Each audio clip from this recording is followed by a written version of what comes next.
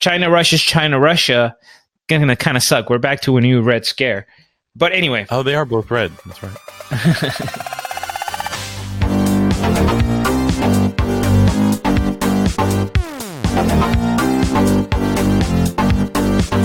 What is up, Crypto Basic Nation? It is time for our Flagship Friday episode. And we're here. We have Kartoshi Barumoto. Hola. That is also known as Kareem Baruke. And we have Adam, Ruthless Levy. No, I was just going to go with Adam today. Just keep it simple. I never know whether to use your middle name or not. And I mean, you were literally reading the names off of the Squadcast that we're on, so I figure you got to keep it consistent, Brett. Oh, no, I'm not going to say that. Yeah, don't give the scammers any more fuel. So anyway, we are here for our weekly news roundup of the cryptocurrency space. We're going to talk about everything from Libra to Mark Zuckerberg's face to Google's quantum supremacy. And we're going to talk about us getting scammed. I released that quick podcast, the little emergency podcast last week. I'm going to kind of go deep into what happened with that scammer, what we're doing. And maybe somebody can help at some point, but that'll be towards the end of the episode. And then in the meantime, we are going to talk about the most important thing that happens this week is Adam talking fast. It's time for Adam's rapidly speaking mouth for the rapid fire. All right, today we got this one, and we're going to do it like the Micro Machines guy. Yes. So should we do this as an auction style? Bakkt follows up record volume with another forecasted all-time high. I feel like that would get old by the first bid. Yeah, I mean, I don't know. I'm just impressed that I pronounced every single word in that correctly. So, yeah. So Bakkt, as you have probably heard, has been popping up, and they are I forget exactly. Do you guys want to jump in and just explain what Bakkt is real quick for the people that don't know? Because sometimes I know I'm going to kind of mess it up. Yeah, they are a physical contract settling company that basically trades Bitcoin only. So they hold all the Bitcoin. The contracts are not like paper contracts where they're going to be like, I own Bitcoin, but you don't really, because nobody ever cashes it out. They're all settled physically, and they are legal futures in the United States. They're not futures yet. Okay. They're daily futures contracts, and actually, I think there might be longer than that. Yeah, they are futures, and they're trying to expand into options, I think. Yes. Which so would be we're the gonna paper trading. We're gonna cover that. And so I just wanted to get that out of the way. But basically, they have actually had record volume. They basically went from, I think the day before was 85 traded contracts to Wednesday of this week was 640 traded contracts. And the previous record was 224. So there's been a lot of short-term increase in volume, which is good. Yeah, it's shorting Bitcoin probably right now. At least that's what some people on Reddit were saying and trying to detract it. But ultimately, this is very good for the space. And why? Because of the institutional investors that are now coming into the space almost, maybe not consistently, but it's trickling in. And that's kind of what we've all been talking about for years now, Quick rapid fire question. What percentage of the people who are investing on Bakkt do you think actually know how Bitcoin's consensus algorithm works? I would say not many. Maybe single digits, maybe a little more than that. What do you think, Kareem? Of the physical people, not the physical money. I would say that probably a similar percentage to almost all other commodities and securities where the majority of people trading it don't understand the core underlying. I don't think most oil buyers and sellers understand the actual chemistry or true process of producing oil. All of them, they're using different benchmarks and investing or gambling. All right. Continue. I didn't mean to interrupt our rapid fire here. I was just wondering what we all thought from that. I thought it would be pretty low also. I agree that it would be low. Side note. Yeah. So to continue on with Bakkt, they're launching, like you alluded to, they're launching their options trading in December 9th. Oh. And it's fully regulated and approved by its backer, which is the Intercontinental Exchange, which for people I think we've mentioned on the podcast in the past, that those are the people that own the New York Stock Exchange. Yeah, so if they're owning the NYSE, they're apparently not going by ICE anymore because of the current political climate. Yeah, they realized that one. And which, by the way, just random side about ICE. Apparently, like Nevada kicked them out, which is interesting. I didn't know you could do that. I didn't know you could do that either. But yeah, also the CFTC, the governing agency of derivatives, which we're also going to cover a little bit in our one of our longer form articles. There's no good way to say that. It's fine. So they hope to bring trust and utility to digital assets. And I think we got options on Bakkt in a couple of months, and Bakkt seems to be, their volume's increasing. I think it'll be interesting come early 2020 to see what, the space looks like. I think we're going to see a lot of money starting to pour in, hopefully this quarter. And now this is another one that I found that was pretty kind of unique in Augur. Augur, they're the decentralized prediction market. Well, they decided that they were going to bet on if Boris Johnson, the Prime Minister of the UK right now, if he's going to deliver on his pledge that he made to have Brexit happen by October 31st. And there's been 10K put on 10K about I think it was 97, 81 staked on Brexit not happening by the end of the month, and only 5%. So that's 1 in 20 believe that it'll actually happen. And Augur's been pretty on point about things in the past. They predicted the Democrats taking the House. One instance is Bitcoin above 4K, October 22nd. I assume that was from, I didn't know exactly the length of that bet or that prediction. And Justin Trudeau winning the Canadian re-election, which just happened. They operate on wisdom of crowds, which is, honestly, I think that's just a good way to go about a lot of things, and Augur's doing it on a platform. And I really do want to check it out because there's a lot of things that you can I think if Augur is consistently right and the people, maybe it's not Augur specifically, but it's the people on the platform, they probably are pretty savvy themselves. So maybe you can extrapolate some stuff and actually put it on, for actual, use that information to say, hey, this is going to happen. Well, what's the next, what is it? What's going to be the fallout of that happening? So interestingly enough, there's another site called Predict It that Kareem works with every now and then that is similar, that does wisdom of the crowds thing where you try to buy and sell outcomes of political elections. And at one point, I think they had The Rock as the same chance to win the presidency as Bernie Sanders. So I don't know. Yeah, not always Hillary Clinton. Yeah. Oh, sorry. Yeah. I do remember comparing The Rock to somebody. I think it was Beto. Beto O'Rourke had the same odds as The Rock. Yeah. No, look, and I'm in Texas, so everybody thinks Beto's a thing, and he's just not. It's funny. No, it's there's definitely something to wisdom of the crowds, but like everything, we also have to remember that humans are irrational, and in some ways, or not just that humans are irrational, but let's say that we have seen that even in big markets, there can be massive efficiencies because there's also groupthink. There's also, let's say, irrational exuberance, as the economists like to say. There's all kinds of situations, right? And then there's manipulation.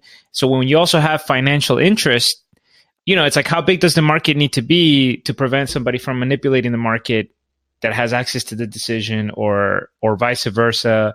So yeah, Augur is going to be interesting, but I don't know. That science is not quite solved yet. That's for sure. Yeah, for sure. And the last part of the rapid fire is, what is an atomic swap? And I don't know, maybe we've mentioned it a few times on here, but I saw Binance Academy. It's actually, the domain is binance.vision. They posted an article explaining what an atomic swap is. Do you guys know what an atomic swap is?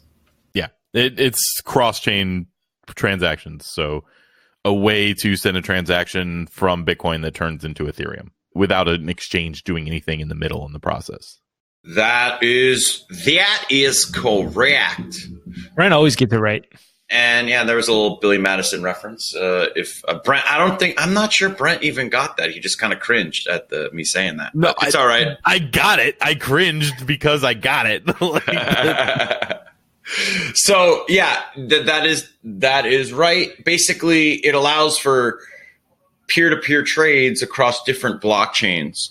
And it was, I think, Dan Larimer of Steemit. He started Steemit, and he was or EOS. 16 different things. Yeah, the guy just creates things, but he just wins at them. Yeah, Dan Larimer just wins. He's like the creator of law. I think the opening chapters and then peace, collect the money. And he reminds me of Richard Hendricks from Silicon Valley, because he always ends up starting something and then is like, I'm bored. Let's move on to something else. I'm bored again. And I'm bored. So, yeah, we pretty much know what an atomic swap is. Why don't we go to our wonderful guys at Wild Foods and talk about them a little bit. You know what's not boring, Adam? What's not boring is Wild Foods, especially Wild Foods Instagram. There was an appearance by me again as a turmeric man. This time I was in an alien costume that we painted into a different color, and I was twisting a sign out on the road. But anyway, Wild Foods still sponsor the podcast, and they are still stuck with us. I don't know why, but if you want to go check them out, wildfoods.co is the website. What do they have? They have coffee, they have tea, they have everything that you might put in your butter coffee, everything that might use to, like, with adaptogenic mushrooms, and they have like chocolate powder and all kinds of cool stuff. Keto bar coming soon, looks like about 6 weeks out, so that'll be cool. I'm going to try to secure some samples that maybe we can send out to some people on the show. And yeah, so Wild Foods is there. Use the code CryptoBasic12. You get 12% off your order, and you can have some of that painstakingly sourced goodness that's sustainably raised. And wild. And it's super wild. And they did not like our hashtag Girls Gone Wild Foods. It's going to grow on them. It's going to grow on them. Just wait. Yeah. It's like basic bitches. I mean, you didn't like that in the beginning anyway. It grew on you eventually. So I'm working on it. Girls Gone Wild Foods, it's coming. Yes. All right. Your political smear campaign forced me into submission on that one. Yeah, right. That's what I did. That's how political campaigns work. That's how power works. All right. Enough about Wild Foods and something that is actually sustainable and has great morals and values. Let's talk about the opposite of that. Mark Zuckerberg testified about Libra in front of Congress. It was live streamed. This was during a protest that was didn't the protest happen the same day where a bunch of guys came in with their cell phones into a place where they're not allowed to have cell phones? Oh man, that's a whole nother storyline that we're not going to unwrap. And so I know there might be some Libra fatigue. We'll cover this relatively quickly. We cover it every week. I know. But hey, look, it's one of the biggest stories in crypto right now. So Zuckerberg testified, and the main point of this article and this little segment is to give us an idea of how Facebook is planning to strategize through this next phase of trying to convince lawmakers to hop on board and facilitate the Libra project. Okay. So as a reminder, he was testifying before the House Financial Services Committee. And based on his testimony and based on his opening statements, we can already see which directions Facebook is trying to go. So one of the first things that he did is, whereas before they were talking about Libra as something that's going to play a role, everybody in the world has access and unifier and all this stuff. Well, now he's saying more, hey, Libra is a reaction to China's plan to release a major cryptocurrency, which is going to be accepted worldwide, which is going to be distributed through state-owned companies. And essentially, Zuckerberg here is saying, hey, we need to have an American version of this, or you're going to have a Chinese cryptocurrency essentially start dominating global markets.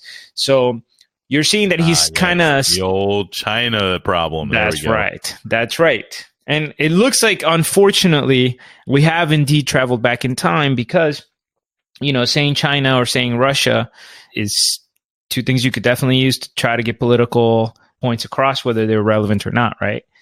Now, now you just kind of like you're like China, and then LeBron James comes out and he's like, you can't say that, and then go get educated. Yeah, but by the same token, even on the left, without getting too sidetracked, that everything is Russian. Anybody that disagrees, like Tulsi Gabbard was getting smeared as being a Russian agent. So it's like China, Russia, gonna kind of suck. We're back to a new Red Scare.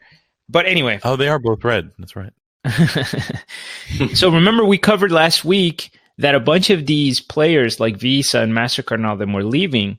Well, this article confirmed that actually there were 4 lawmakers in this process that have been, they didn't mention them, but apparently some of the lawmakers have been writing to these companies saying, hey, drop out. Don't be a part of this.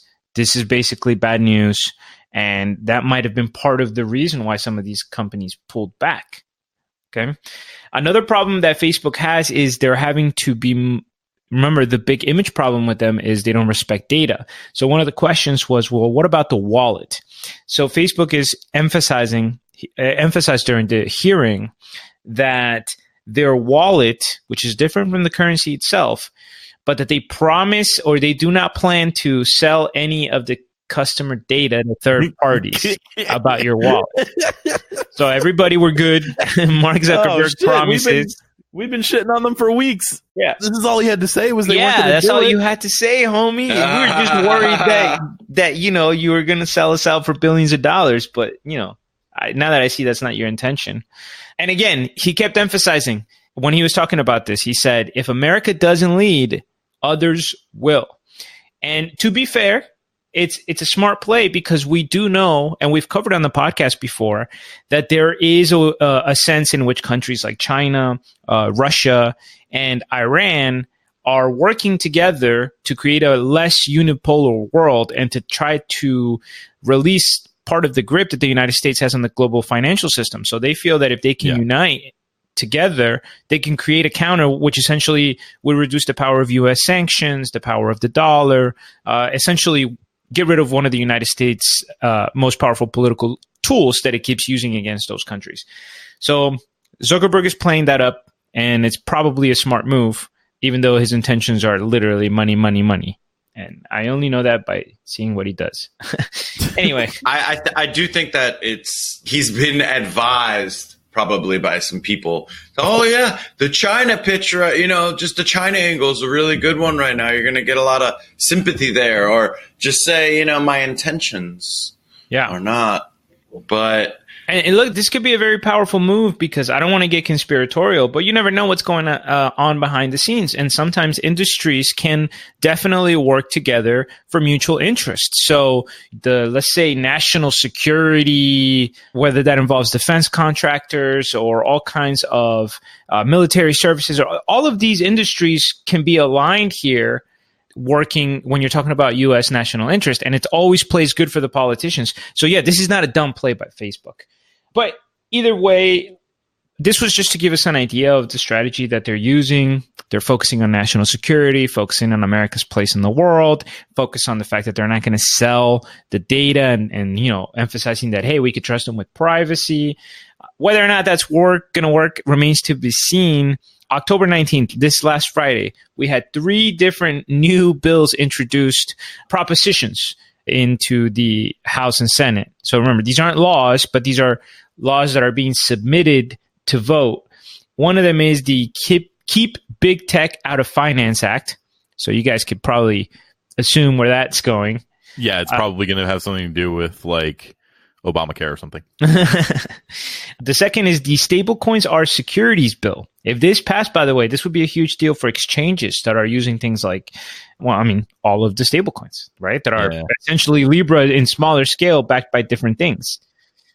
It's also another great name. Stablecoins are securities. Like, I guarantee you there's going to be some rider on that's like literally something to do with your healthcare. Wait, so are you saying that Maker wouldn't be, or stablecoins like Libra? As in, it's okay, not all stablecoins. No, literally, this bill is trying to say things that are trying to be stablecoins are securities. Which makes no sense, but of course, it doesn't mean the that least security of all of them. This is very unlikely to pass, I think, but these are just an idea of congressional sentiment here. The last one is the act to prohibit the listing of certain securities. And this one basically is saying that currencies like Libra wouldn't be allowed to be used to enter capital markets, like real big, like stock or things of that nature. So anyway, this is going to be an ongoing struggle, a battle of titans.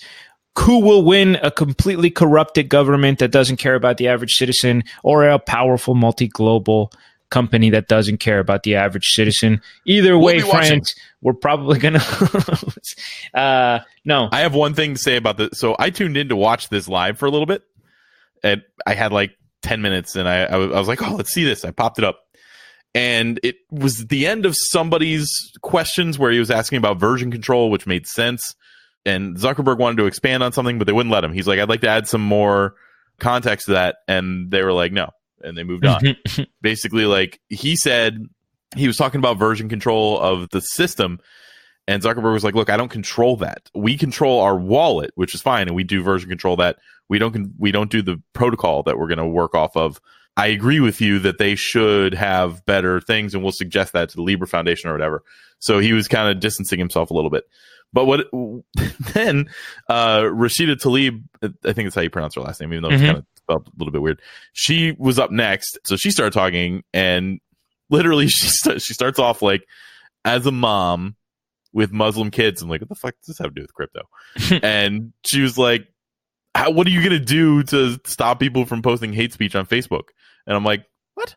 And so she started asking him questions about Facebook, put up like a picture, and she's like, does this picture violate your community standards? And he's like, what? I don't know. And she's like, what do you mean you don't know? And he's like, I don't know. Like, I don't know if somebody shared that picture to say that this is a bad thing that somebody shouldn't be doing, or if they shared it to say that somebody should be doing it. There's a difference. And he's just like, it was 5 minutes of questioning about Facebook in a hearing where it had nothing to do with Facebook is like, I don't know, just annoyed the piss out of me for like, this is what happens in U.S. politics, because somebody's just like, well, I happen to have Mark Zuckerberg in front of me, so I'm asking about this, even though it has no bearing on anything. So anyway, there's all this BS and like extra layers of stuff that are not necessarily needed always. Like, that's ridiculous. There's like 5 things you said in a sentence that are like, this has nothing to do with anything about Libra. She had 5 minutes on the floor and not a single thing had to do with Libra. I agree. Mark Zuckerberg needs to be fucking held responsible for what his platform's doing. He wasn't there to do that. So bring him there and make him responsible for what his platform has caused, and make him give some public announcements as to what they will and will not allow on Facebook. Because I know, like, they're still doing everything wrong, even though they're trying to clean up their public image and stuff like that. They're still. The bottom line is that, so they basically requested for him to come to court and like to come even court. Congress. He just came to Congress and talked to them. Yeah, and this is something that he could voluntarily do, correct? Yeah, like it's not like it's not like he was subpoenaed, which apparently you can also ignore. They wanted to have a hearing on what the hell Libra was. He was basically going to assuage their fears. Yeah. And again, I only watched for 10 minutes, so I have no idea what the rest of it was like.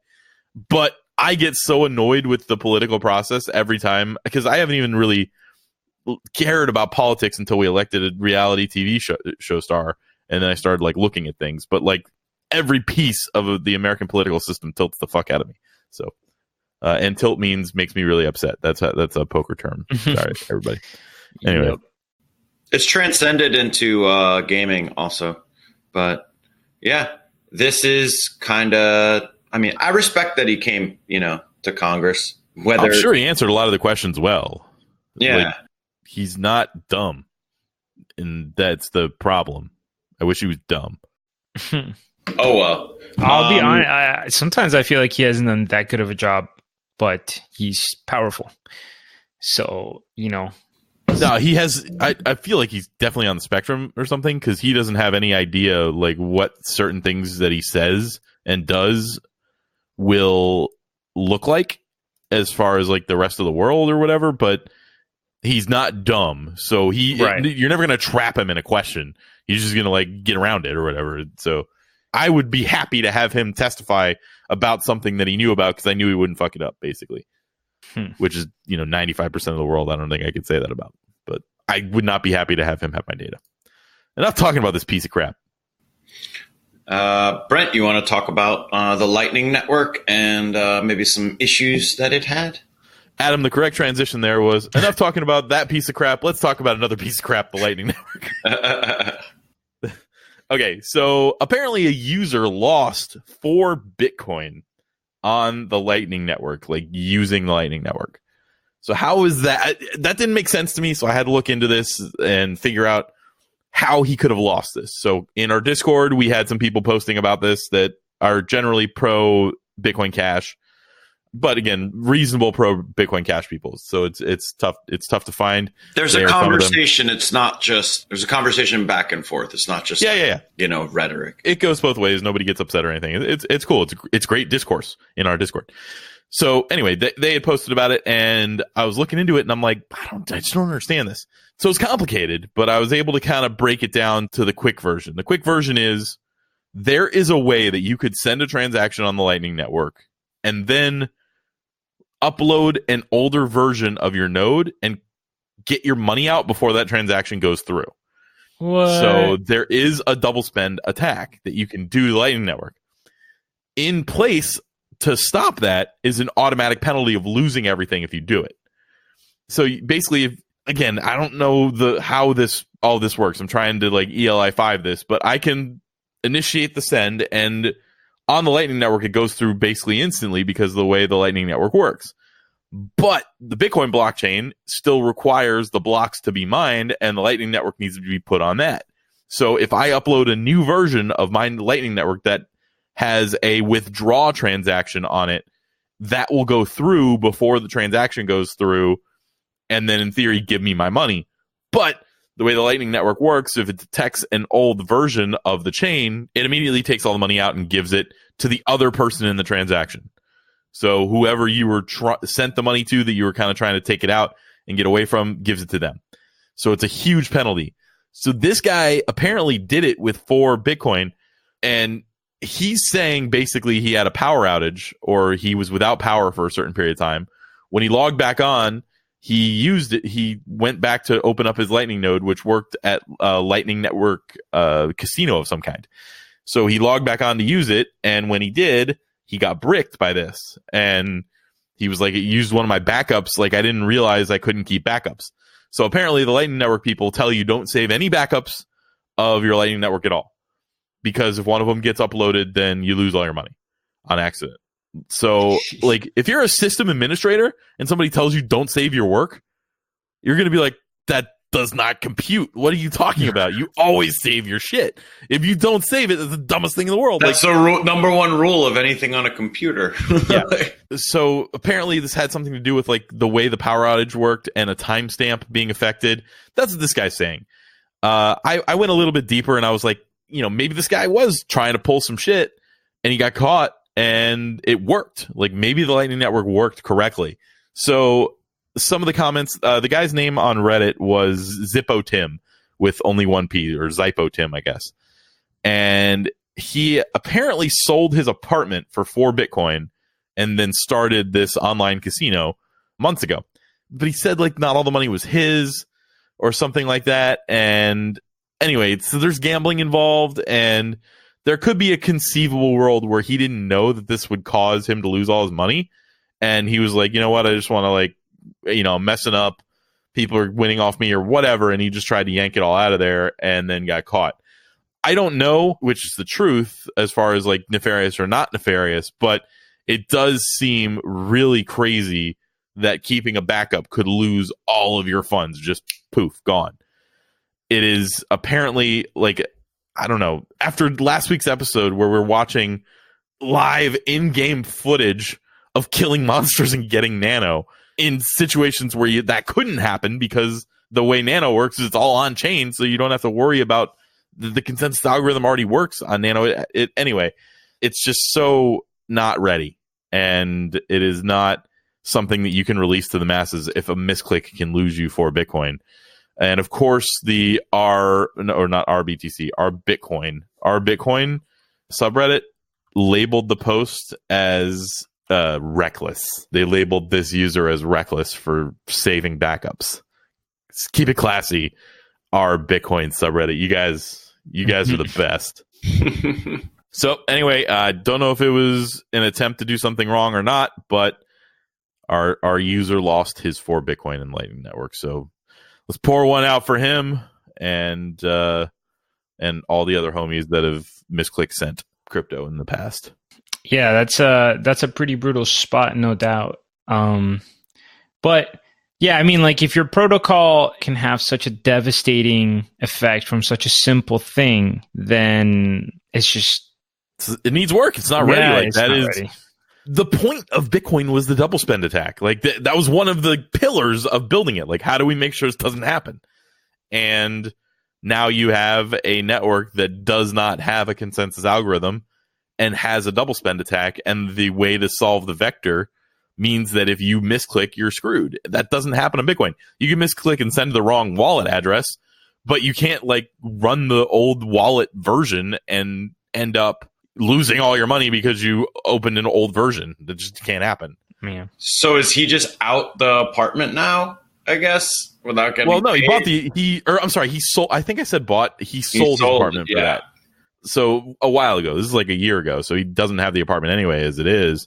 He's from Bulgaria, and the apparently apartments you can get them for 4 Bitcoin there. I guess it's kind of crazy, but yeah. So he's a ton of parts of this story sound super sketch. By the way, let's just make that clear. Like the trust he runs meter, an online gaming business. Yeah, the trust meter here is real low.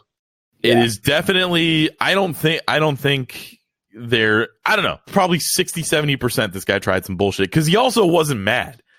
He was like super calm about all this. Yeah, this sounds like typical scammer behavior. I'm like the psychology of the scammer it's kind of like so there's a big story in the poker world now about Mike Postle. I'm sure we're not going to talk about it because we don't have a poker audience. But apparently Kareem doesn't listen to our episodes. Kareem, we talked about it on when I wasn't one here. of the ones you weren't. Yeah. Oh, okay. We put it at the end of the episode and told everybody, like, this has nothing to do with crypto. We're just going to talk about it. Okay, right. So absurd situation, right? He's cheating or whatever. If you listen to one of the podcasts that he did, the one he did with Mike Matisow, one of his justifications, he's like, that he got scammed in 2009. No, not that he got scammed, but he was like, I'm one of the most generous people. So he talks about this. There's the famous hand where he gets it all in with 4-5, and they both have ace king, and somebody had folded king queen, right? They run it out twice. He let them all keep it, even though he was supposed to win 2/3. He just did a 3-way chop. And he said that in the podcast, and then he talked about how generous he was. And even Mike Matisow, who was trying to defend him, was like, well, yeah, if you're scamming people out of money, you probably don't care. You're just spending the money. Like, look how generous I am. You know, everybody likes you now while you're scamming. So yeah, Pablo Escobar was pretty generous. Yeah. There's something about the psychology of like ill-gotten gains that, I don't know, that type of character would be the type of character that when the scam didn't go through would go online and be like, oh man, I was doing everything right and I got screwed. That's okay, I guess, you know. Yeah. Like, I don't know. But I didn't read the post, so this is just my random opinion. Yeah, good old Mike Postle. Yeah, we did talk about him. That he anyway. We're not going to keep talking about him, but definitely go check out Doug Polk and Joey Ingram's channels. If any of that was interesting to you a couple weeks ago, they've gone way more in depth. Yeah, the probability that he cheated is somewhere between 99.99% and 100%, but we haven't figured out exactly where. My favorite one that was just released was where they were playing a game that requires 4 hole cards, which is Omaha, and the readers on the table were only reading 2 of the 4 cards. Oh, yeah. So you could see him like looking back at his lap, like, what the fuck? And then he reaches out and puts his cards back over the reader. And then he brings them back and looks back down at his crotch. And he puts the cards back on the reader. He's just like, wait, this isn't working. What is going on here? Dude, and you know what? All I could think when I saw this material is like, oh, thank God that most cheaters are so stupid, and also makes me scared about the ones that are actually smart, because the 2 biggest cheating scandals that have blown up in the poker world, which was this and the one that happened in Ultimate Bet, really got prompted when they got insanely, like, they're making godly plays. It wasn't good enough to just be awesome and make occasional mistakes. No. This guy had to play like a deity. In the other situation, Ultimate Bet, wasn't it because he called some guy with 10 high to win the freaking tournament? Yeah, but do you know how they figured out that was happening? I'm sure it had, wild. You could tell the story. I think it had more to do with the patterns and like the guy that was coming in later. But apparently the guy who got second, his name is like Crazy Marco.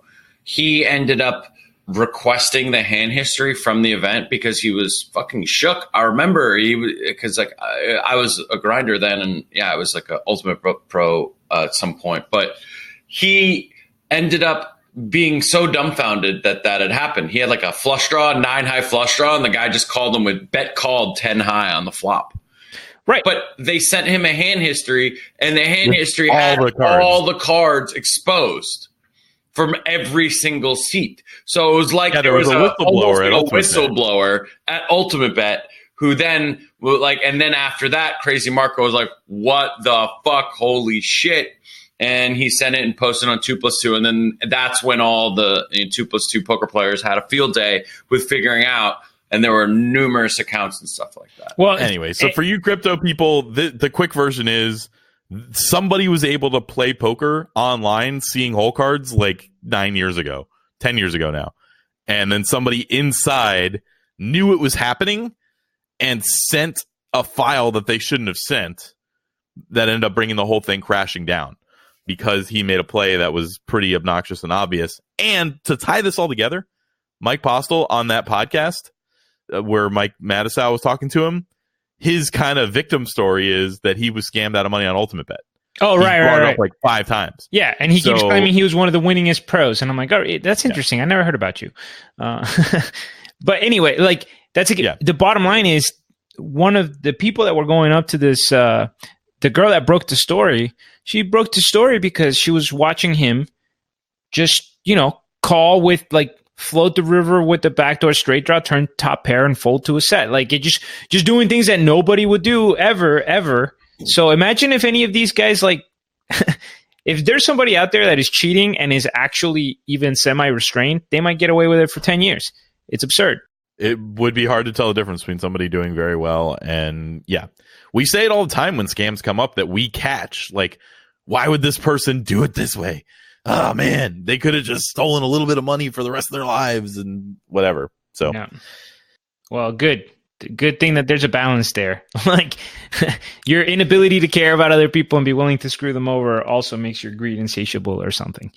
I don't know. So speaking of scams, Kareem, let's talk more about crypto. Let's talk about Google and their scams. Google ain't no scam. I don't know that transition. Why Sorry, it's not a scam. We're not in that section. Listen, Google is the one acceptable overlord. So, seriously speaking, though, there was an interesting article about Google's quantum supremacy and the role that it might play in crypto. So, the first question is, what is quantum supremacy? I know, Brent, you covered the article, I think, when Google had something with their quantum computing, but the term quantum supremacy specifically, I wasn't sure what it meant. So according to Wikipedia, quantum supremacy just refers to the potential ability of devices to solve problems that classical computers would not be able to solve, practically speaking. So essentially, to be able to perform a single calculation that no conventional computer, even the most powerful supercomputers, could perform in a reasonable amount of time. So what was it that Google achieved a couple of weeks ago that caused a little bit of a stir? And that was they couldn't break an algorithm. Let's say they say that's actually decades apart, but the computer was able to verify whether the outputs of a random number generator were actually random, right? Google's quantum computer was able to do this in 3 minutes and 20 seconds. That's how long it took. According to the paper, that is the fastest commercially available computer. The most powerful computer available right now is the IBM Summit 3. And it would take that computer 10,000 years to do the same calculation. Now, I actually think that commercially available is a misnomer here because I wanted to see how powerful was this supercomputer that the quantum computer is so much more powerful than it, right? So I went to go look it up. First, I tried to see how much it would cost to buy it. That was ignorant. This is developed by a government, right? So we're talking about a project that is more than a $250 million project. The price estimates varied and it involved multiple projects, so it's hard to tell. But let's suffice it to say hundreds of millions of dollars is what this cost. And the peak speed of the IBM Summit 3 is 200,000 teraflops. Since that doesn't mean anything to me. Wait, you said teraflop? Teraflop? That's teraflop. Running it 10 times, Kareem. That's a technical term. Wow. Okay, cool. So here's the equivalent. This is how strong the IBM supercomputer is. You ready for this? It is the equivalent in human terms of 6.3 billion people, all of them making a calculation at the same time every second for 1 year. That process would equal 1 second of the IBM supercomputer. 6.3 billion humans, Jesus. One calculation per second for an entire year. That's equal to 1 second of the IBM supercomputer. That computer would take 10,000 years to do what Google's quantum computer did in 3 minutes and 30 seconds. I don't know if you know this, but growing up, I was really good at simple math, and I would call myself the human calculator for a brief period of time. So, I mean, I might just be able to do it. Like, I might just be, the equivalent of Google's quantum computer. Right. You might be. I might be. So maybe not. We don't need all 6.3 billion people. Maybe we just need like 5.8 billion of you to equal 1/100,000th of the Summit 3, which is no. So, okay, the power here is absurd, of course. One of the questions was, will this really have any practical applications yet? I mean, obviously, they're just showing that they can do it. This is going to keep getting better and better. So I have no doubt that there will eventually be practical applications. But this was making the point that even this random number generation verification can be used in proof of stake systems that rely on randomly picking stakeholders to choose who's actually making the money. So if these networks were actually going to go big, and I'm talking about global, with hundreds of thousands of people participating to validate these blocks, if there's any kind of variation, you can make tons of money, essentially siphon tons of money by somehow manipulating a slightly flawed algorithm. So one of the possible use cases was, hey, we could use something like this to very quickly verify the random number generating outputs of proof of stake blockchains. To be fair, they also quoted a mathematician from California, Davis, that said that that would be the equivalent of buying a Rolex because you need to tell time. He just thinks that there might be more cheaper ways to do it, that it's kind of overkill to use the quantum computer. Yeah, but a lot of people buy Rolexes to tell time. Exactly. It's true. So anyway, this is cool. I thought the comparison in size and potential is cool, but even these people seem to think that we're still a decade away from the quantum computer breaking, for example, the SHA-256 algorithm. So, right, yeah. Even when we talked about that last article, they said 20, 30 years away minimum. Yeah, which is crazy. But also, I don't believe them because, things happen faster and they happen slower. So, I don't know. I think we didn't, Brent. Maybe it was an episode that me and you covered. I definitely think we talked about it for a little bit last time there was quantum computing on the podcast. Yeah, we talked about it differently. Yeah, we talked about we talked about the resistance of it, and basically they said that it would take a long time. But you're right that we have no idea the true powers of what quantum computing can do once it gets really moving. There's a lot of things that it could all of a sudden they could just feed it. Hey, calculate this. Oh, we figured that out. Well, that's a great way to use this, and then it can kind of just snowball. I don't know. It'll be interesting. Quantum computing is kind of getting close to here. Yeah. Dude, and honestly, guys, what I loved about this article is even just thinking about this supercomputer that they're talking about here, like, that's already sounds so powerful. I mean, 6.3 billion people making a calculation every second for a year equals 1 second of what this thing can do. And I know that maybe that's silly to compare humans and computer, but it just really shows from a scientific and exploration standpoint how you get this exponential growth. Now we can calculate more complex systems.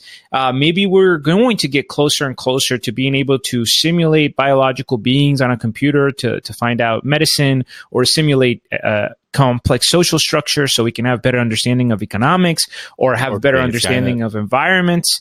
Like, this is really awesome, this exponential growth, which might end in our ultimate destruction. But hey, we're in an interesting part of the ride. Listen, the new Terminator's coming out soon, and we can have a documentary on what happens when you actually figure out the quantum computing situation. Which, funny story about the new Terminator, apparently, you know how like those companies will put old movies in the movie theater for like a day, and then you can go watch them or whatever. Yeah. Like, they'll be like, Ghostbusters in theater one day. They did that with Terminator 2, and then showed the new Terminator movie. What? As like they didn't tell anybody, just like the people who are actually huge fans of Terminator 2, they released it. And that's like, awesome. Boom. Yeah, it was pretty cool. And then it got posted on Reddit, and the top comment was Arnold Schwarzenegger saying, "I thought this was good surprise for everybody. This is great." I don't know why. That was a terrible Arnold. Yeah, that wasn't bad. No, it was good. Yeah. Should we move on? Yeah, we should. Let's talk. Normally, I grab these, but so I grabbed this article. Adam had already grabbed the article. So I thought, I actually don't know the answer to this. So I put it in there. I was about to do the research. I thought the article name had to have been, like, it probably wasn't right, but bullish or bullshit, boys? Yeah. It's time. Let's try this out. Ooh. CFTC, which is the aforementioned Derivatives Commission. The ex-CFTC chair says Trump admin popped the Bitcoin bubble in 2017. Is this bullshit or is this bullish? Let me know. I said it the wrong way, but either way it works. All right, I'll go first. I'm going to say it is not bullshit that he said it, but it is bullshit that it is true. Just to be clear about what I'm trying to say here. Yeah, I think that's a pretty... I don't know. I have no idea. The other article I saw said like they colluded to cause the bubble to pop or whatever. It's suspect. Yeah, I'm sure somebody said that. I don't think that there actually has anything to do with what happened. So, yep, I'm going bullshit-ish as well. What's funny is after I read the article, it didn't seem like that specific headline is what was said at all. I saw this on another website, and it was like, we may have a bunch of these like high ups at the CFTC, the Treasury, the SEC, they colluded, but they didn't say specifically the Trump admin. So that feels like that's just like a stretch. So I would say that actually it's probably just bullshit and bullshit for the specific title, because there was no mention of him being quoted saying that the Trump admin did that. But I guess if double bullshit. Yes. But it was an interesting article. I think we both happened. I saw this article somewhere else that was a different title, and this one definitely seemed a little like a better for the bullish or bullshit. So basically what happened was Christian Giancarlo, who was the former CFTC chair, left in April after a 5-year term. He gave an interview to CoinDesk earlier in the week, and one of the direct quotes was, "One of the untold stories of the past few years is that the CFTC, the Treasury, the SEC, and the National Economic Council director at the time, Gary Cohn," so I guess that's technically... that's the Trump administration. Sure. Believed that the launch of Bitcoin futures would have the impact of popping the Bitcoin bubble. And it worked. That's the exact quote. And then upon reading it and also looking at... Wait. What? They thought if people can short Bitcoin, it'll pop the bubble. Oh, wow. Mind blown. Yeah, it's some crazy, deduction there. But yeah, so futures were announced on December 1st, 2017. The Chicago Mercantile Exchange, the CME, and then another futures exchange, a CBOE. So many abbreviations here. And they went live on December 18th. And another quote said, "We saw bubble building, and we thought the best way to address it was to allow the market to interact with it." And I'm curious what you guys think about that. So is he saying they were like, the reason they allowed that to happen is they're like, hey, let's let them fucking do this so we can pop the bubble. Huh? Good job, guys. We got it. This is our fault. Like, they're taking credit for what the market did because I don't know. Whatever. So basically, I think Giancarlo was around in the 2008 during the 2008 bubble.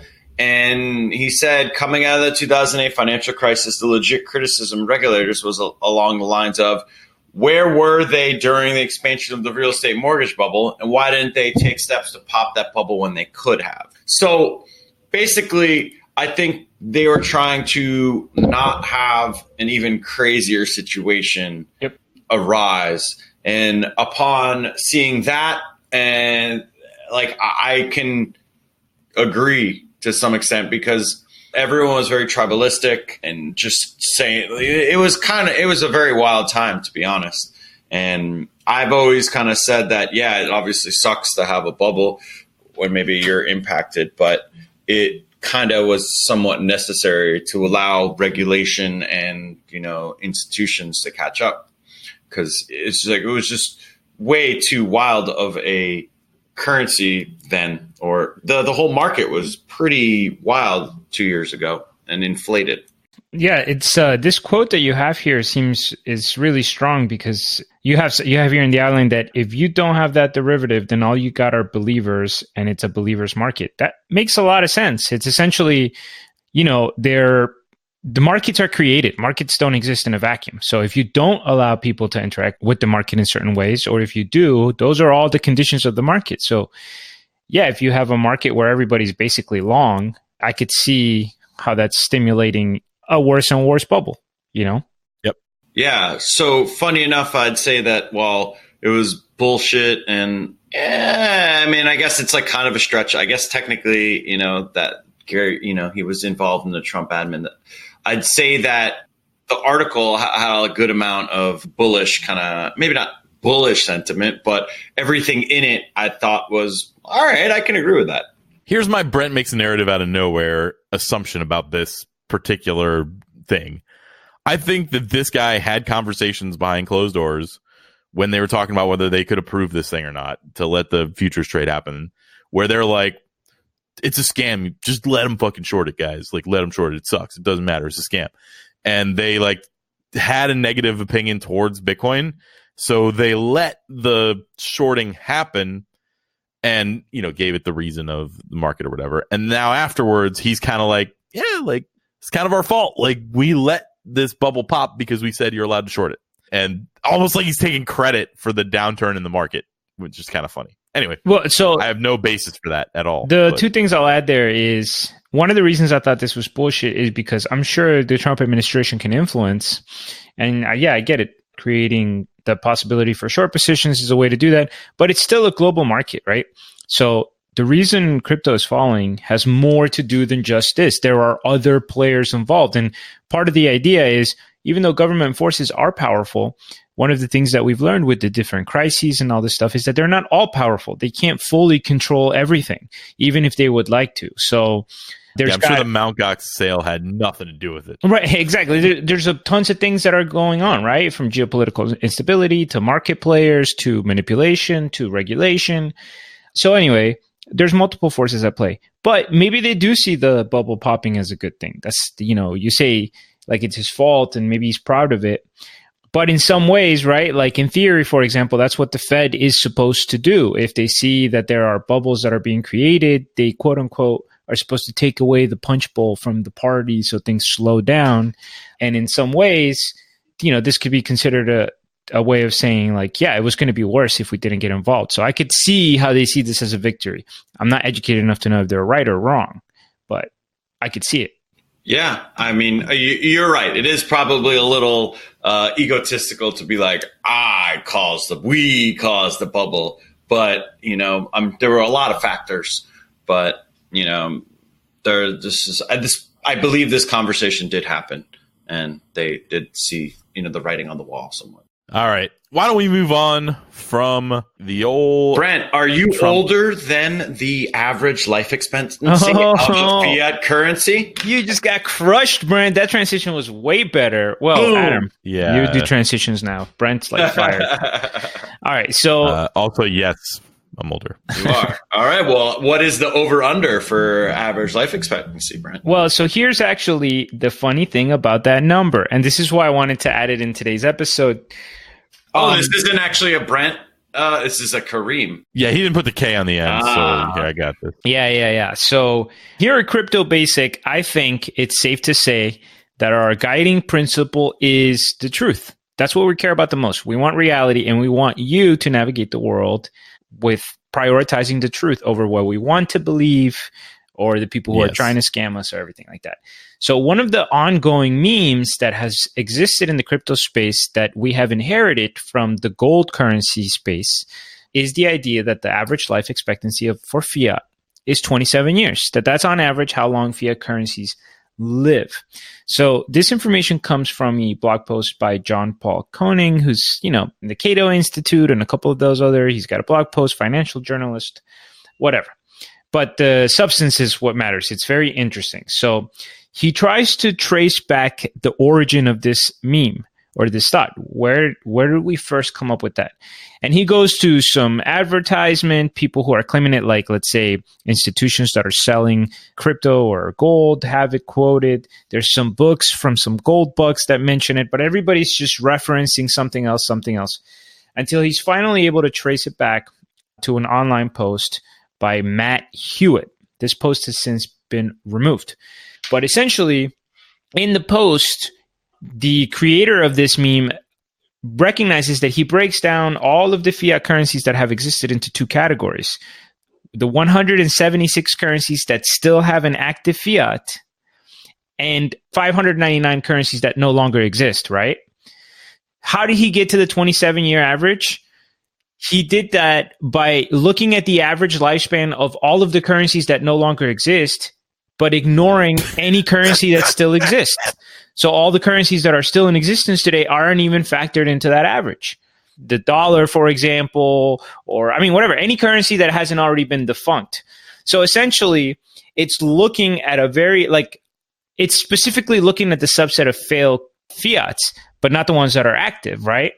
On top of that, the statement is kind of put in a vacuum that lets you assume, because subconsciously what we think when we hear that is, 27 years and then the currency fails. But that's not really always the reality. As a matter of fact, most of the time that's not a reality. In all of these circumstances, we usually see a new currency being adopted, and it's like a planned process. It's not like something that explodes. So, for example, you could look at the Dutch gulder, the French franc, and the Italian lira. Those are all three different fiat currencies.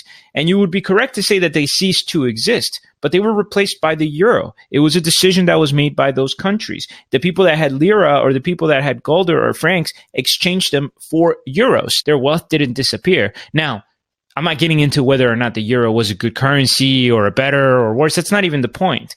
The point is that it's a little bit misleading to just leave that claim out there, use those numbers, and just give you the impression that fiat currencies are inherently failing at this rapid rate, and that Bitcoin is already almost half of the way to being a normal fiat currency, right? And another example, Kenya, Tanzania, Uganda, they were all part of the East African Currency Board. They had to use the East African shilling. Then they gained independence. Then each one of them created their own national currency, and their citizens were able to exchange the East African shilling for the new currency, right? So it was a very interesting post, and it basically debunks the meme. It's not, and here's the thing, it's not a meme that we need, right? We don't need lies in the space. We don't need extra stuff to make our position look better than it is, or make the other position look more ominous or something, like the entire economy is about, currencies come and go. Yes, that's true. Currencies do fail. Oftentimes they get replaced. The question is whether we're creating a superior product in this space, which I think might be the case. But we don't need fake myths. Yeah, that's super tilting because of the tendency for people to attack the weakest part of your argument. If somebody is arguing against this and they find this, they're just like, y'all motherfuckers are saying that fiat's only been around for 27 years. Mm-hmm. What is wrong with you? That's right. And it's real easy to drill down on that. I make this mistake all the time when I argue with people and I swear at them. Then they start telling me I shouldn't swear. Yeah, they will always latch on to your weakest point, and if you can disprove one little part of your argument, then everything else is. And look, at the end of the day, it's fair. If you're walking around making this claim, and this piece of information is relevant, and it's kind of, it doesn't on its face look that way. Reality, that's not what history has shown, right? So it's funny that these memes can even become common knowledge when they're so shaky in their foundations. Like the claim just came from one guy online, basically. It sounds great. Like you want to share it. It sounds awesome. That's what happens with all those Russian bots and like all that shit. They make stupid things that people want to share, and they're just wrong. Yep. You have to count the ones that are existing. I don't really know what the correct way to do that is, but you can't just not count those and then put out a stat that says this is the average. Yeah, I'm not a statistician, but I know that not counting the ones that exist is not the right way to do it. Yeah, I mean, that's like, I want to figure out how long human beings live, but anybody that makes it past 40, I'm not going to count it. Oh my God, humans beings don't make it past 35. You know, well, you got to factor in the 90-year-olds, buddy. That's how you get an average. Yeah. Shall we move on to That's a Scam? No. That's a scam. That's a scam. That's a scam. Who's talking about the NBA? I don't know. Adam, you're the tallest one, so you should probably talk about it. So I actually remember this guy. So the former NBA player, Isaac Austin, defrauds $825K in Bitcoin scam. And basically, he retired in 2004 and was a trustee for his own Bitcoin trading company. I don't know if he's originally from Ghana, but he definitely has ties to Ghana. And he managed to get a Ghanaian. I apologize to all our Ghanaian listeners out there. I'm not really sure how to pronounce it correctly. But to a firm in Ghana, they handed over $11,000 per Bitcoin. So about 80 Bitcoin was transferred to his account from the firm and has yet to be touched. He claimed he would pay back investments and then some at close of trading. And one of the victims says Austin is given a whole slew of excuses. One, that he suffered a heart attack, transferred coins to the wrong wallet, was in queues at banks, like at lines at banks, and that the banks were holding the funds. And it's just a scam. It just, how this just seems kind of ridiculous, and it kind of makes sense a little bit. You're this figure that had a lot of money and you probably spent it a little too liberally. And then at the end of it, you're like, oh, Bitcoin. Oh, like I could probably try to get some money from it. And I mean, maybe on some level they thought that it was going to be, maybe he thought there was some goodwill there, or maybe it was just scamming. We don't really know. But as of now, this doesn't look good for him at all. The most shocking part about this is that professional athletes, like poker players, tend to be very good with their money. Yeah, it's very easy. There's a lot of smoke and mirrors, especially for like an NBA player, where people just are. I guess the way I'd put it is, from my own perspective, is if I win, we'll say $50,000 in a tournament, that's one day, and then I'll probably lose for a bit. But it seems like that's a pretty good win rate in a single day. But if you couple that into like, oh, wow, that was my only big win for the year, and then I ended up losing like $30,000 the rest of the year or something, now I'm making $20,000 on the year. That's not really a good win rate. So it's very easy. And I feel like for NBA, like you go from being completely broke sometimes to just getting paid $100K per game or something ridiculous, maybe $50K, I don't even know. And you're making like $150K a week or something stupid. It's really easy. How do you know how to spend that money in a year? It's probably, you just immediately have to put a lot of that money away, because I don't think the average person can really know what their limit is, given when they have that much money on a daily basis. Yeah, I mean, it's legendary how much they get taken advantage of. And also, there's got to be something to the fact of like being around people who, now that you're part of the same circle, you feel like you should have similar spending habits, but you actually don't, because they're so much richer than you. So, like seriously, like some of these people are in a team with like an athlete that makes $30 million a year between investments in their contract, and they're literally taken care of for life, and they have everything super nice. And all of a sudden, if you're making $1.5 million a year, you could probably be set for life but not when you have 1.3 million a year in expenses. Like, yeah, I did this on a micro scale, and maybe you guys can actually stick with this, but there's so many ESPN 30 for 30s on these athletes where you see like how predatory everybody around them is being when they're trying to help them manage their money or whatever. But to Kareem's point, I remember right when I kind of got involved in the poker world, and I didn't really understand how variance worked or anything. I just was making a bunch of money playing poker, and I was slightly better than the rest of the people at the time, but I hadn't really considered long-term or anything like that. There was a year where I have no idea how much money I made. I just know that I thought losing sessions were rare, which I know is not true, but I hadn't looked into it at the time. The golden age. And I remember being at dinner, and Adam, I actually think you were there. We were at Nobu, and we credit card gamed at Nobu for like $6,000. And for those out there who don't know what the credit card game is, everybody puts in either a credit card or an ID, you shake them up, and you pick who has to pay the bill. I might have had $12,000 to my name at the time. And I threw my card in a thing where I was gambling on pure chance with a group of 16 people whether I was going to have to pay $6,000 or not. And there was absolutely no reason for that. All they could game was their own meal. Like, I mean, just to be clear, I don't know how many of those people could afford that, but nobody in the group could. Maybe like one whale. That's the whole point. You just get in this kind of group think, money means nothing. I was inoculated from that by being an immigrant. I was like, oh, no, we work too hard. I cannot. Sorry. Okay. Yeah. Kareem's value of money has always been very, very good from the moment we met him. The first time Kareem played in our home game, he played against our former host Mike Lockey heads up without looking at his hole cards. He did the opposite of what Mike Postel was doing. He would wait until after the flop to look at his hand. Who did that? Kareem. Oh my god. That was a big he would take his cards, he would push them off to the side and be like, "Oh, look at those later. I raise." and then Mike, who knew how to play poker, is just like, "Okay, I re-raise." Anyway, it was it was fun. So yes, Kareem's always been great with money.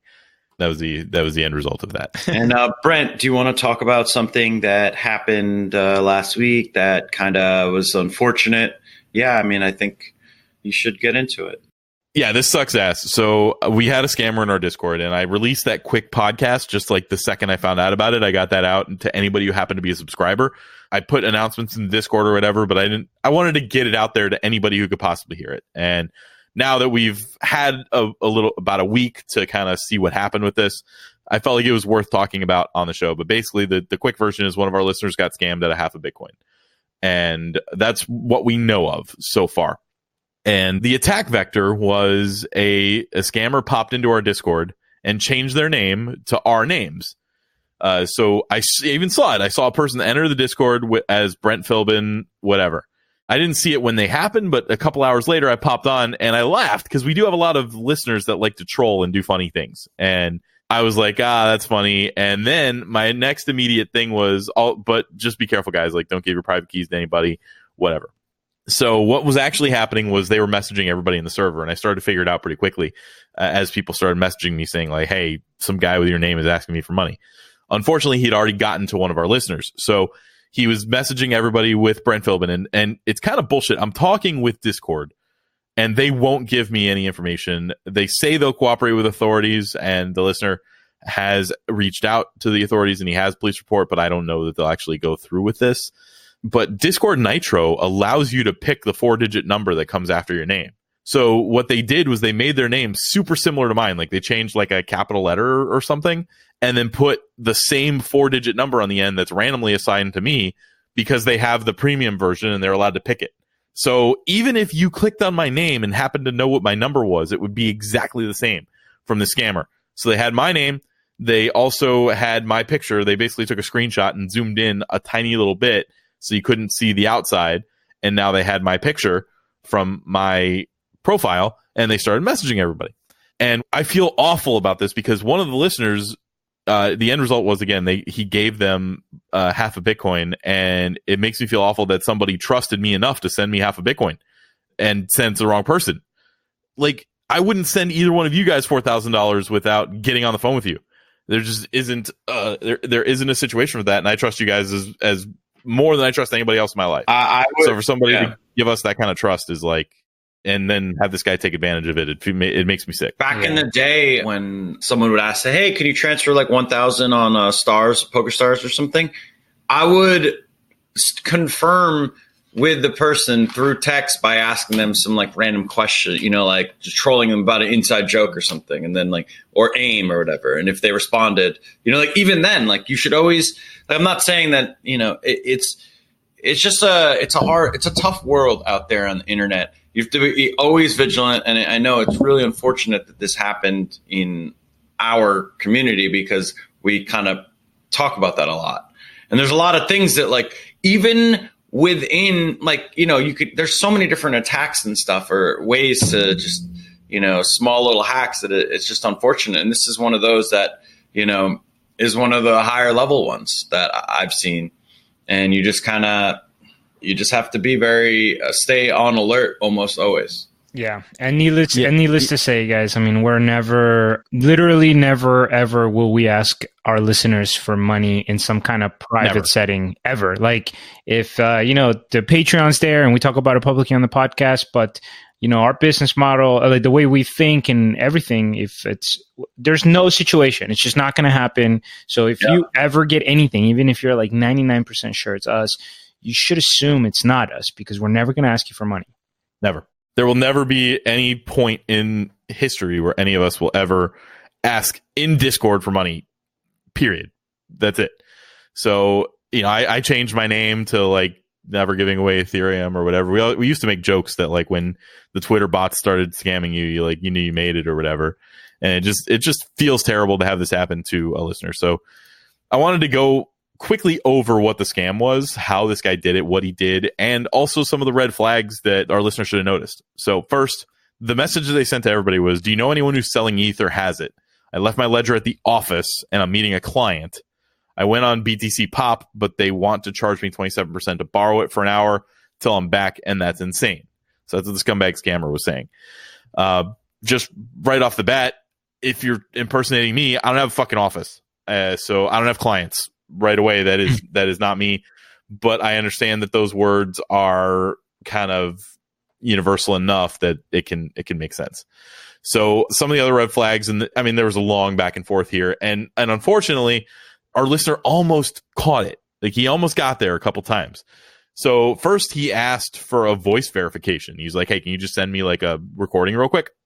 And the scammer dodged it, and he said he could send a selfie. And our listener was like, "Well, look. You can get a selfie from anywhere. I know your voice from the podcast." And he dodges it again. But then he says, you know what? Why don't I have Adam come in and confirm that it's okay?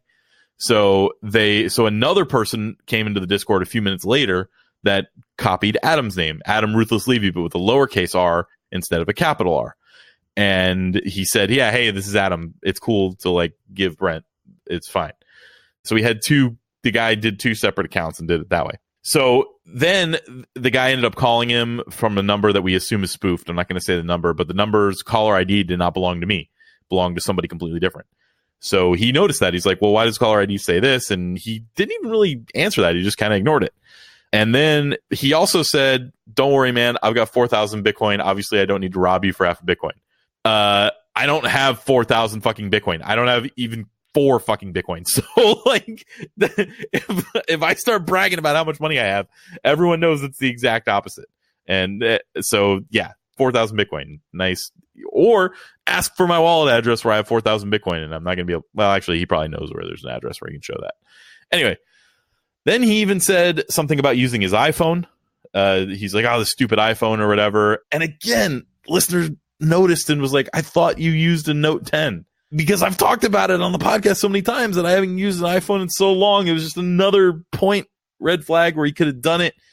But unfortunately, the end result is that the trust was there. He believed he was talking to me and sent the money. So through working with some of the people in the community, we were able to figure out that this guy was able to send the money to a wallet and then send it to another wallet, which is associated with CoinsPay, which is what looks like a scammy payment processor in the UK. We've reached out to Discord to try and get information about the guy's Nitro account. The Ethereum account that he gave Jason, our editor, who he also tried to get money from. He gave him an Ethereum address, and we looked that up. It's associated with HitBTC. I've got a ticket in with HitBTC. Again, they are saying they won't do anything without authorities. So, and I don't think that the police are really going to be able to help our listener. Now, I did offer my own consulting. I will talk with the cops for however long I need to explain to them what they can do to catch this person. And yeah, if you know, the information's all in the Discord, all the stuff that we have found out about them, from the phone number to the public addresses to other people that they've impersonated. So they didn't stop with us. It's not like this is one of our listeners. They didn't use any inside information or anything. They immediately went to some other Discord server, another Discord server. I joined all the Discord servers as he went and started scamming them with different names. As his name changed, I would try to find that person's Discord server and then join it and think maybe we could piece together some more information. But in the end, this is the big downside of the crypto space. Like, there isn't anything we can do. There's no authority that we can appeal to that says, hey guys, help me get this money back. And I don't know the solution here. Like, I don't know what to do to solve this problem in the future. Like, there has to be a way, or else this won't be sustainable. If somebody can just, like, you know, that, I mean, I guess with cash, it's the same. Like, if you give somebody cash, they could just not give it back. But maybe if ontology gets off the ground, you can just at least know if a person is real or something like that. You know, like if their wallet is just like ontology verified or something. So where you know that this person exists, and then you can look at previous transactions and see if anybody ever said this guy's a scammer or whatever. I don't know. I don't know how to do it, but it was super. I don't know. It upset me, and I feel really bad that this happened. I hope no other listeners got scammed. But this wallet has had, I think, like 2 Bitcoin go through it. So even if this is the only listener that he got on our end, he got other people in other Discords. And also, fuck that guy from Twitter. So Crypto Candor posts on Twitter. She almost never posts, and she's like, hey, I've been out of the loop. What's going on? And I mentioned on her Twitter, be careful of your Discord. Like, let your squad know that there's people impersonating us, and they may have. It's really easy to find her Discord from our Discord, so they may have popped in there. And she was like, yeah, thanks. And then this guy like responded, whatever, it's his own fucking fault. He should have known. And I'm just like, no, get the fuck out of here with that attitude. You don't get to act like superior, like you would have caught the scam, so now all of a sudden this person didn't get scammed. No, not about that victim blaming bullshit. I don't even remember what that guy's name, but he can go fuck himself. Anyway, that's it. That's the way it went down. So a little somber note to end the episode on. Any thoughts on this? They didn't impersonate Kareem. I don't know what the fuck happened there. They're like, Scar. This person can't have any power. Let's go with a trustable white name. This guy's ruthless. Let's go with him. There you go. Yeah, I mean, it's just an unfortunate situation, and I hope that in the future, like, please come to us. Maybe, hit us up on another medium, or try to, just make sure that everything adds up. Like, confirm in private message or something that, like, call. Speak to somebody. Yeah. Do not ever transfer some in your entire life. Don't ever send somebody that kind of money without talking to them. Yeah. And probably getting a promissory note. If they're saying that they're going to owe you the money, they better be signing something. Yeah, we're just not going to do that. That's just not like we're not trying to ask never our listeners for money. It's just kind of crazy. Like, I'll ask Brent, I'll ask Kareem, but like, even then, like, it's just not something we do. Yep. All right. Well, and you want to mention some of the Patreon members? Yeah, no. Oh, it's the last flagship of the week. Hold on just a second here, boys. Of the month. Yeah, you know what? Because it's the 24th right now. I thought we were going to be doing it on the next episode, but you're right. We need to go over all of the people that are helping support us, and unfortunately, one of the Patreon members is the one who got scammed. It's brutal. Like, they were even going through and supporting us on top of all of that stuff. So that it just. Anyway, okay. So we always mention all of our Patreon members once a month at the end of the month for who they are, what they're doing, and how they've been supporting us. So we currently on our biggest, highest tier masternode, we've got A. Jordan Willis, we've got Annette Millie Kempe, we've got Anthony Niemeyer, we've got, oh no, he told me I pronounced that wrong, and Niemeyer, sorry, I can't remember which way you told me to pronounce that. I apologize. We've still got Robert Laverty, we've got Simon Gordon, we've got the Burrito Project, and we've got the Bigger Boat. And I mentioned we are going to be giving those Masternode players the ability to sponsor one-on-one episodes. Basically, I need to talk with the team, but I think the decision is we're just going to act like none of our one-on-one episodes have ever been done and just go again and do them all again, because a lot of them are a couple of years old. And I think it's time to just, we've done some 102s. We'll revamp everything, and we will give people the ability to sponsor the episodes. So like if you are somebody who wants to advertise with us, you can sponsor. Yes, we want the Bitcoin 101. We're going to do that. And then we will do the Bitcoin 101. It'll be sponsored by that person, but the Patreon members will have the ability to sponsor episodes as well. So that's my plan for this. Cause again, it's so hard to take an advertiser. I don't want Engine to pay us to do a 101 on Engine, but I don't mind if the Engine 101 is brought to you by Engine, because then I can, if I didn't like something about them, I can still say it. So, because I'm not worried about them continuing the relationship with us in the future. And I don't think we'll ever take sponsorship from a coin project on anything other than a coin project. You want to be Engine, you want to sponsor Ethereum, that would be cool.